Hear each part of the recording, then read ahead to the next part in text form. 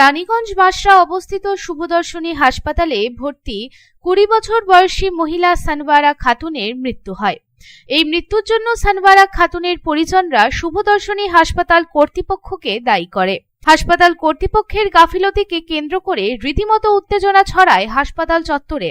পরে রানীগঞ্জ থানার পুলিশ এসে পরিস্থিতি নিয়ন্ত্রণে আনে। এই বিষয় নিয়ে মঙ্গলবার আসানসোল পৌর নিগমের মেয়র বিধান উপাধ্যায়ের চেম্বারে একটি বৈঠক হয়। এই বৈঠকে উপস্থিত ছিলেন জামুরিয়ার বিধায়ক হরিরাম সিং এবং জামুরিয়ার 6 নম্বর ওয়ার্ডের কাউন্সিলর সহ মেয়র বিধান উপাধ্যায়। সাথে ছিলেন শুভদর্শনী হাসপাতাল কর্তৃপক্ষ এবং জামুরিয়ার বেনালি গ্রামের বাসিন্দা মৃত সানওয়ারা খাতুনের পরিজনরা। হাসপাতাল কর্তৃপক্ষ অবশেষে এই গাফিলতির জন্য একটি চুক্তিতে তার সহমতি জানান। চুক্তিটি হলো মৃত সানওয়ারা খাতুনের 2 সন্তানের খরচা বহনে সাহায্য করবে শুভদর্শনী হাসপাতাল কর্তৃপক্ষ। প্রতি মাসে 5,000 টাকা করে 10,000 টাকা সাহায্য করবে। এই সাহায্যটি 2 সন্তানের 18 বছর পর্যন্ত করার সিদ্ধান্ত নেওয়া হয়েছে। শুধু তাই নয়, 2 ছেলের পৃথকভাবে 1.5 লাখ টাকা করে জমা দেওয়া হবে।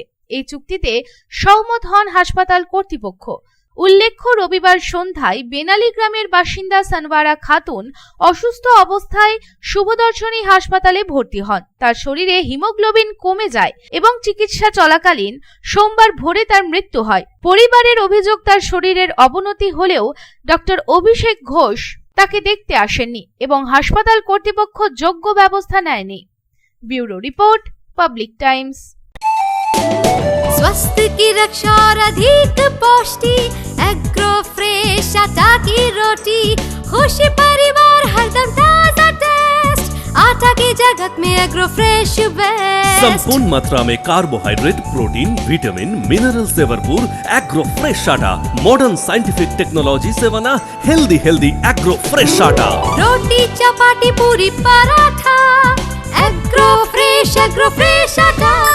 স্বাস্থ্যোজ্জ্বল দেহে সঠিক পুষ্টি, এগ্রো ফ্রেশ আটা রুটি, এগ্রো ফ্রেশ আটা।